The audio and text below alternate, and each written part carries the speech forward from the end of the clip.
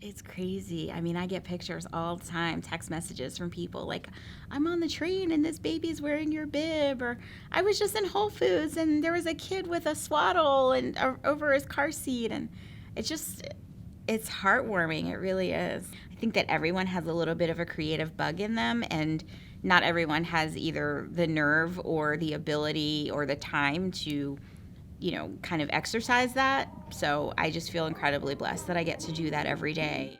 I am Tina Dixon Spence of Buddha Babe, and I use Spoonflower fabrics. I buy a lot of it.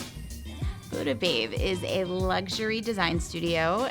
I focus on baby accessories such as drool bibs and swaddles and nursing covers, and luxury home accessories like blankets. Most recently, I've partnered with Esther Narioshi, who is a brand new designer to Spoonflower, and we are working on a collection for spring together. And this will be the first time that I'm featuring just one designer in my collection, which is very scary but very exciting at the same time. My son was 4 months old and drooling uncontrollably, and I could not find a bib that I liked. I found a bib style that I liked, but it wasn't absorbent, so I just sort of fiddled around with a bunch of different fabrics, and then one day decided I wanted to teach myself how to sew those fabrics together, and 2 weeks later started a business. Just like that, taught myself how to sew via YouTube, got a whole bunch of fat quarters to test fabric, broke about 3 machines, and my first bibs were glued together, so we've definitely come a long way. That also comes from my son. When he was an infant, he would laugh and had this like really hearty belly laugh. And there's a picture that we had that was a favorite. And when I decided to turn this into a company and was thinking about a name, I just kept thinking of Buddha. And I said, oh, Buddha Bibs. So it was Buddha Bibs for about a year until I started making other things like leggings and blankets. And then a person said, well, you can't be Buddha Bibs anymore. So I brainstormed and we came up with the name of Buddha Babe, because that's more all-encompassing. So it went from bibs to burp cloths to teething rings to pacifier clips. And then he started walking, and I didn't like any of the pants, so I was like, oh, I want to learn how to make leggings.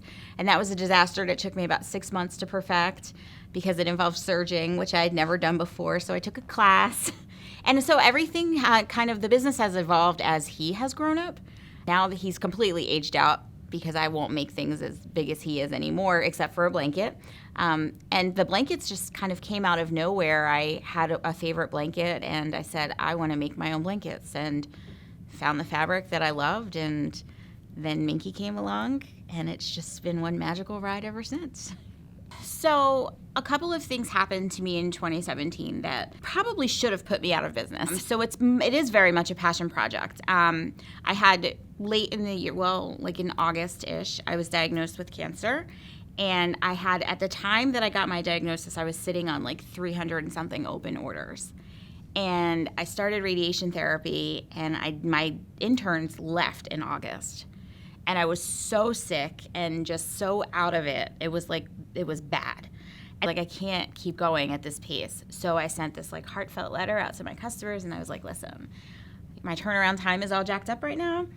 Either you can wait, I can refund you. 90% of them said they'll wait. And I mean, their orders are just going to get fulfilled next week. Finally finished. And on Christmas morning, I sent out an email saying I'm shutting the website down. I need to like deal with some stuff. I had just had surgery like a week before Thanksgiving, and I was like, I don't know what the future holds, but I just need to stop and figure it out. It was just the perfect storm of events, from me getting sick to being like to the point where I wasn't even enjoying the business anymore because I was constantly in stress, and I'm sure the stress made me sick. And then Esther coming along and saying, hey, listen, like, I want to work with you. The whole reason that Esther and I connected was through Spoonflower. So it's like this beautiful like melting of the minds. And I feel like that's what it was meant to be, a community, a marketplace for people to share and inspire one another. And I really feel like this collection is the ultimate, like the first time that I've actually stopped everything, stepped back, said, what does this really mean to me? Like, what's the most important part of it? Like, how am I going to bring this out more than just cranking out stuff? And she's been giving me some really, really incredible help with just graphically. And it's now like we're just like this team, and I'm excited about it. My very first fabric that I worked with was an organic bamboo fleece, and that's my bib backing. And I feel like Spoonflower showed up in a sidebar of a Google search as I was looking for top fabrics. And once I got on this site, I feel like I didn't move for 3 days. So yes, I think it happened quite by accident. I had no idea that there was a direct-to-fabric printing company anywhere. I thought that I was just needing to order something from a store online or in a strip mall, and definitely popped into my world and haven't left ever since. Being a part of the Spoonflower community means everything. Being a part of a true community where every yard of fabric that I purchase, the person that owns that artwork is being paid a commission on, and there's constant, I'm always getting emails thanking me. Even if it's just a swatch, I get an email from that artist saying thanks for, I appreciate it. And that level of communication is so important, and it's so heartwarming, and it really does, it hammers home to me the point that this is where I want to stay. I want to stay in the small to medium business space. I'm not looking to scale, astronomically. I'm not looking to outsource. I just want to stay as a part of this super close-knit community and make it work for everyone. And we can all just grow and profit together. I didn't realize that I was leaning towards any one or a couple of different designers until probably my second year in business and maybe my fourth or fifth collection. And Holly Zollinger definitely was one of my earliest designers that I frequented. I think one collection I had maybe 8 of her designs running, and it was phenomenal. People just loved it. The Shop Cabin has been a favorite for watercolors. So I have some favorites, but I don't ever just go searching for a designer's name. I go based on a theme or a palette, and I see what pops up. And if I love it, I kind of just know instantly as soon as I see it, and I, tap that heart and favorite it. And my collections usually, historically, have started with over, 200 favorites, and then I have to go through the agonizing process of narrowing them down to 10 to 12 for a collection, and it is not easy. Just being able to create and express myself and connect with people through my creations has been just the best therapy.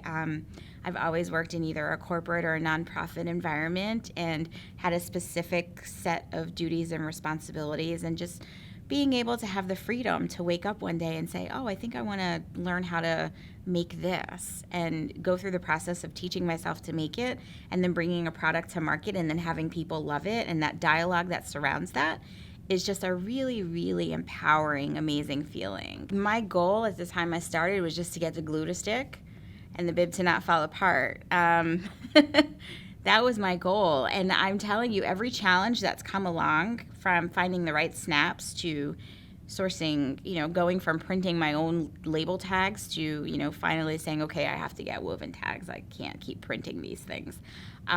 Just every step of the way of growth and development has been empowering and fortifying, and I never imagined. Every step that I take, I look back and I say, I didn't think I was going to be doing this. I didn't think I was going to be sitting here learning how to serge because I want to make my own leggings and sell them. Like, that's just crazy. I didn't mean for any of this to happen. It's been a huge wave that's crashed at times, and it's crested, and it's been fun. No further questions? Okay. Leave the stand. That was fun.